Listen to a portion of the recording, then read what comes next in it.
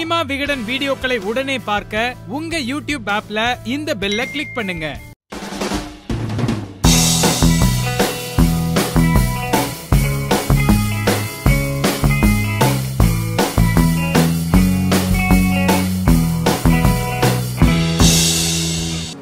விருது ஒன்றுதான், அதற்கு எத்தனை விதமான முகங்கள், எத்தனை விதமான பரிமாணங்கள், எத்தனை விதமான கருத்துக்கள் சொல்லி சொல்லி எங்களுக்கே கருத்துக்கள் தீர்ந்து போன ஒரு நிலையில் மீண்டும் ஒரு பத்திரிகையாளர் சந்திப்பு.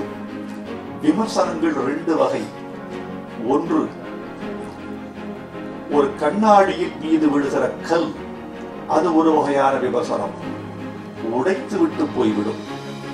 இன்னொரு வகையான விமர்சனம் உண்டு, கல்லின் மீது விழுகிற ஒளி, அது செதுக்குகிற விமர்சனம். எங்களுக்கு தெரியும் சிதைக்கிற விமர்சனம் எது, செதுக்குகிற விமர்சனம் எது என்ற மெல்லிய கோட்டினை நாங்கள் அறிவோம். எனக்கு தெரிந்து எங்களை போன்றவர்களுக்கெல்லாம் செதுக்குகிற விமர்சனமாகத்தான் ஊடக நண்பர்கள் இத்தனை ஆண்டுகளாக உதவி வந்திருக்கிறீர்கள். நாங்கள் எங்களை விட அறிவாளிகளை தாண்டி வந்திருக்கிறோம்.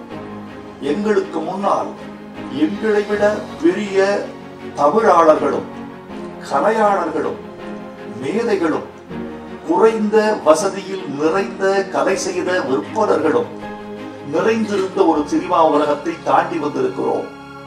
அவர்களுக்கெல்லாம் கிட்டாத ஒன்று எங்களுக்கு கிட்டி இருக்கிறது. தகுதி மிகுதி படைத்த பெருமக்களுக்கெல்லாம் கிட்டாத பெருமை கொஞ்சம் தகுதி குறைந்த எங்களுக்கு அதிகமாக கிட்டியிருக்கிறது. அது என்னவென்றால் விளம்பர வெளிச்சம்.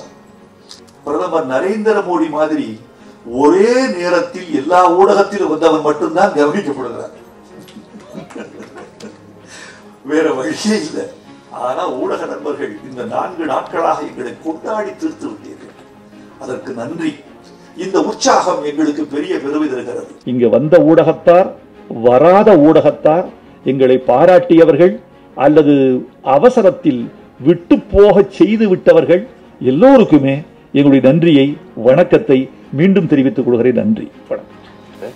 எனக்கு பர்சனலாக விருதுகள் அப்படிங்கிறது ஒரு படைப்புக்கான அளவீடாகவோ மதிப்பீடாகவோ என்றைக்குமே நான் நினைக்கிறது கிடையாது. எத்தனையோ நல்ல படைப்புகளுக்கு விருதுகள் கிடைக்காமலே போயிருக்கு. வைரமுத்து சாரே அன்னைக்கு சொன்னார், அவருடைய சிறந்த பாடல்களுக்கு விருதுகள் கிடைக்காமல் போன பாடல்கள் அப்படின்னு ஒரு பெரிய வரிசை இருக்குது அப்படின்னு சொல்லிட்டு. உண்மையிலேயே பெரிய சார்லி சாப்ளின் 70 வயசுக்கு மேலே தான் ஆஸ்கார் வாங்கினார், அதுவும் ஸ்பெஷல் மென்ஷனில். அப்படி உதிரிப்பூக்களுக்கு அவார்டு கிடச்சிருக்கான்னு இன்னைக்கு வரைக்கும் எனக்கு தெரியல. இளையராஜா சாருக்கு எத்தனை விருதுகள் கிடைச்சிருக்கு அப்படின்னு தெரியல. ஸோ அதனால் விருதுகள் அப்படிங்கிறது ஒரு அளவீடோ மதிப்பீடோ கிடையாது. ஆனால் விருதுகள் ஏற்படுத்தக்கூடிய நம்பிக்கை என்பது மிக முக்கியமான விஷயமாக நான் பார்க்கிறேன்.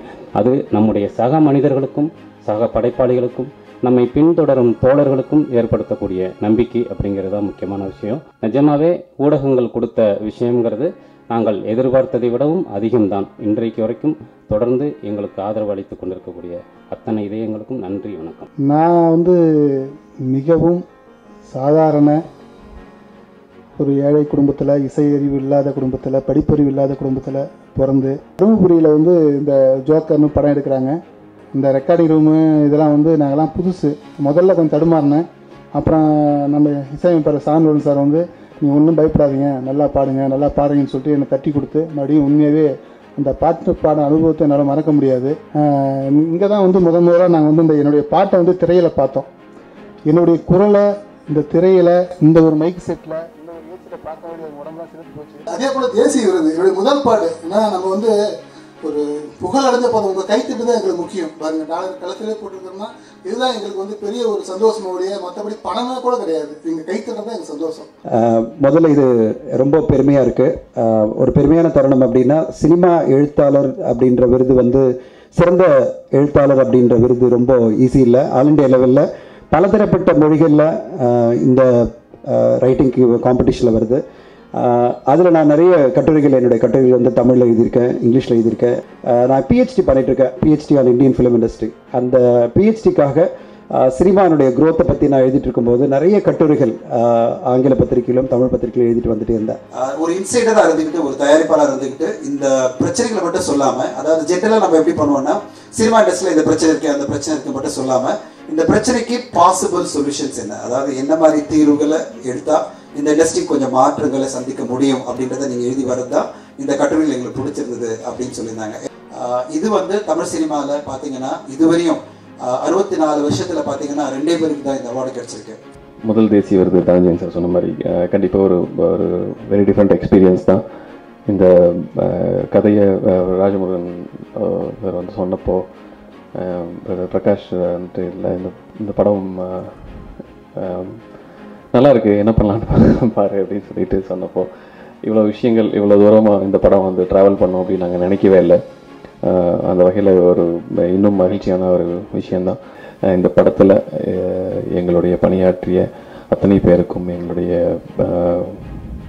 டீம் ட்ரீம் வேர்ல்ட் பிக்சர்ஸுடைய டீம் அண்ட் அவர் ஃபேமிலி அத்தனை பேருக்கும் எங்களுடைய நன்றி.